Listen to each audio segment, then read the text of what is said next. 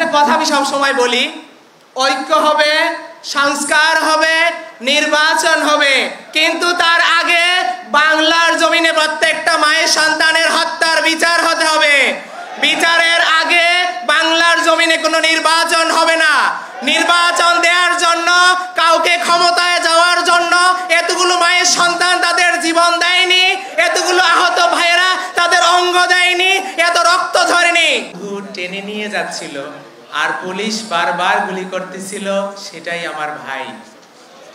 কতটা নির্মম ছিল আপনারা দেখেছেন। আমি ৭১ দেখিনি, আমি ২৪ দেখেছি।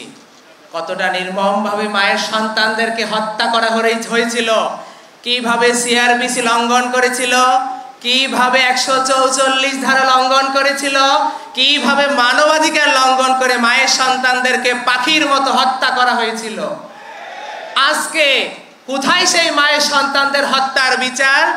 ৬ মাস হয়ে গেল, আমরা কি বিচারের ন্যূনতম কিছু দেখতে পেয়েছি? কয়টা আসামিকে গ্রেফতার করা হয়েছিল?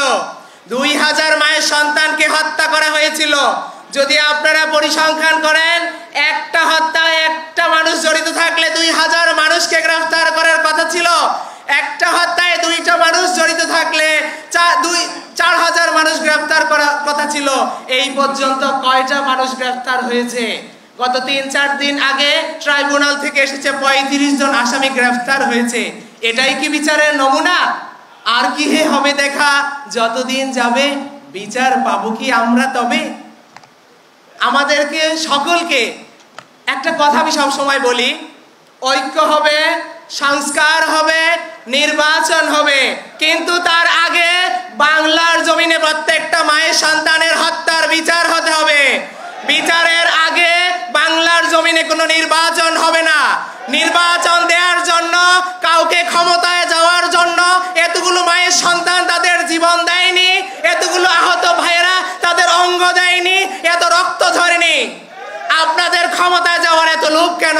আমি বলতেছি, আপনারা চোখটা বন্ধ করে দেখেন, সেই পরিবারদের কথা চিন্তা করেন, সেই ম্যাসাকারের কথা চিন্তা করেন। ফেসিবাস যদি থাকতো, ২৯-এর আগে কোনো নির্বাচন হতো না, বা ২৯-এও নির্বাচন হলে কে ক্ষমতায় যেত তার কোনো সম্ভাবনা ছিল না। আজকে এত হাজারো মানুষ মুক্ত পাখির মতো ঘুরে বেড়াচ্ছে। আজকে এই হাজারো মানুষ তারা জেল থেকে মুক্তি পেয়েছে। এই স্বাধীনতা যে অর্জন হয়েছে সবকটা প্রত্যেকটা শহীদের রক্তের বিনিময়ে।